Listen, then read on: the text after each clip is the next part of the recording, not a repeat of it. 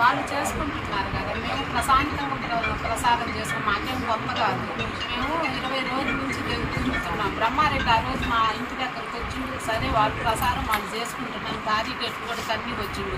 కొజ్జా రాజకీయాలు చేయకుండా నీతి రాజకీయాలు చేయమని చెప్పండి. వాళ్ళకి అలవాటు కొజ్జా రాజకీయాలు, రౌడీయిజం చేయటం. మేము ఆ రోజు మా ఇంటి దగ్గరకు వచ్చినా కూడా ఎలక్షన్ టైం మేము అనకూడదు అని, సరే ఎవరి ప్రసారం వాళ్ళది ఎవరికి వాళ్ళకు ఉంటుందని మేము ప్రశాంతంగా ఉన్నాం. ఈరోజు సిరిగిరిపాటు మేము వచ్చాము. ఎల్లుడితే ఏ ఊరైనా వెళ్తాం, సిరిగిరిపాటు మేము ప్రశాంతంగా చేసుకుంటాం.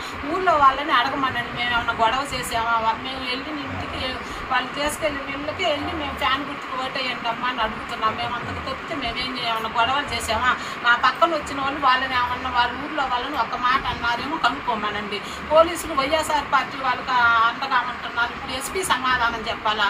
ఇప్పుడు ఎస్ఐకి కూడా దెబ్బలు జరిగినాయి కదా, మేము అంతకుముందు వైఎస్ఆర్ వాళ్ళు పోలీసులు అండగా ఉంటున్నారు. ఇప్పుడు సమాధానం చెప్పాలి, ఎవరు గొడవ చేసింది ఎవరు చేసిందని.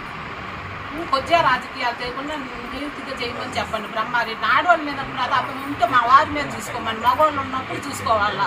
వాళ్ళు కొద్దిగా రాజకీయాలు ఆడవాళ్ళ మీద ఎగబడి కొట్టడం ఏంటి అసలు. మేము ఇన్ని రోజుల నుంచి ఇన్ని ఊర్లలో వెళ్తున్నాం చూడండి, ఏ ఊర్లోనైనా ఒక గొడవ ఏంటన్నా అన్నా కూడా మేము పట్టించుకో. అనంతరమ్మ మనం ఓటు అడగడానికి వచ్చిన వాళ్ళు సరే అనుకుంటాం, నువ్వు గమ్మును రాని మేము వెళ్ళకుండా గమ్మును వచ్చేస్తాం. నేను సిరిగిరిపాటు అంత వాళ్ళకి అంత గొప్ప, మాకు రారా మాచెల్ల రారా, వాళ్ళు మాచెల్లో తిరగరా, వాళ్ళదేనా సిరిగిరిపాడు, మాకు లేరా.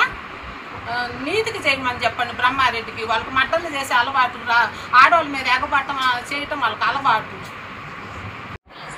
మేము మా పార్టీకి మేము ప్రచారం చేసుకుంటుంటే ప్రశాంతంగా జరిగింది. అందరం భోంచేద్దాం కదా అని ఒక ఇంటి దగ్గర ఆగాను, ఒక్కసారిగా మా మీద దాడి చేశారు. ఆడవాళ్ళని కూడా చూడకుండా ఇది ఏమన్నా బ్రహ్మారెడ్డి ముఠాకి ఏమన్నా న్యాయంగా ఉందా? పరిగెత్తుతూ మేము పడిపోతే నా చెయ్యి ఫ్రాక్చర్ అయిందో ఏమైందో తెలియదు, విపరీతమైన నొప్పి వేస్తుంది. ఒక్కసారి ఆడవాళ్ళ మీద దాడి చేయటం ఒక నాయకుడికి అతని కార్యకర్తలకి ఇదేమన్నా మంచి లక్షణమా? ఇదేనా నువ్వు తీసుకొచ్చే మంచి మార్పు అంటే? నువ్వు కోరుకుంటుంది ఇలాంటి రాజకీయాన్ని? మేము ప్రశాంతమైన రాజకీయాన్ని మేము ప్రజలకు అందిస్తే నువ్వు ఇట్లాంటి దుర్మార్గపు రాజకీయాన్ని ఆడవాళ్ళ మీద నీ ప్రతాపం చూపించాలంటే మంచి చేసి చూపించు, అంతేగాని ఆడవాళ్ళ మీదకి జనాన్ని పంపించి ఆడవాళ్ళను కొట్టేయడం, ఆడవాళ్ళని బెదిరిపోయేలాగా చేయడం ఇది మనిషి లక్షణం కాదు, మగతనం కాదు. నీకు దమ్ము ధైర్యం ఉంటే చేత అయితే ప్రజల్ని కాళ్ళ వేళ్ళ బతిలాడుకొని మంచితనాన్ని చూపించుకోవాలి. కానీ ఇలా ఆడవాళ్ళ మీద పంపి రోజు ప్రశాంతంగా ప్రచారం చేస్తుంటే ఈ సిరిగిరిపాడు వచ్చిన తర్వాత ఈ రాజకీయ కక్షలు ఏంటి అంటే, కడుపులో మీరు ఎంత కుట్ర పెట్టుకుంటే ఒక్కసారి మేమందరం ఒక చోట ఉన్నప్పుడు దాడి చేశారు.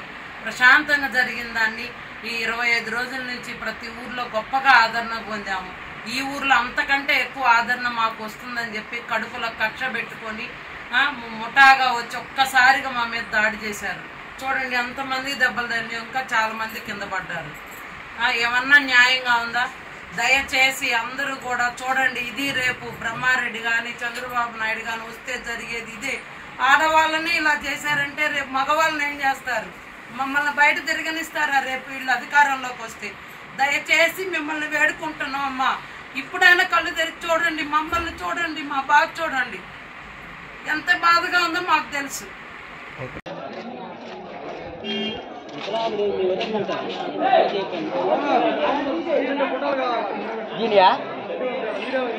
పంపి పలకు బండి పంపిస్తున్నా.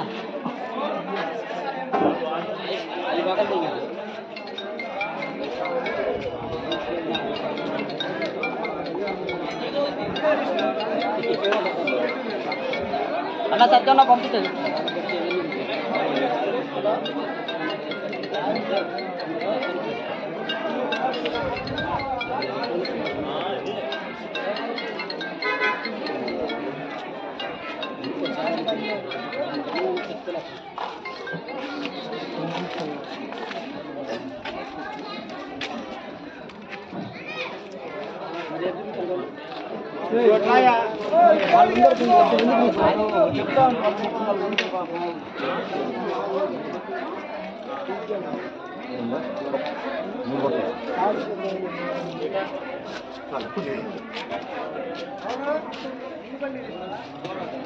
बोलो रे दीला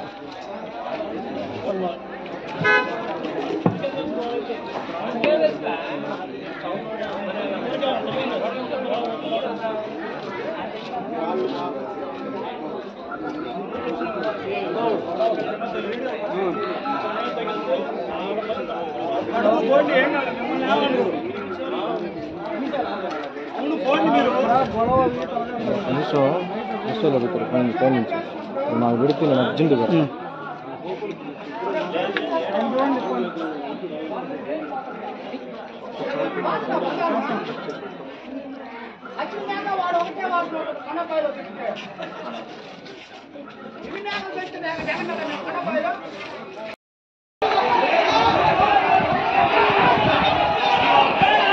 ఇది ఎంపీపీ మాజీ ఎంపీపీ చౌడేశ్వర బండి రెంటసింతల సిగురుపాడు గ్రామంలో టీడీపీ వాళ్ళు చేసిన ఘోరం.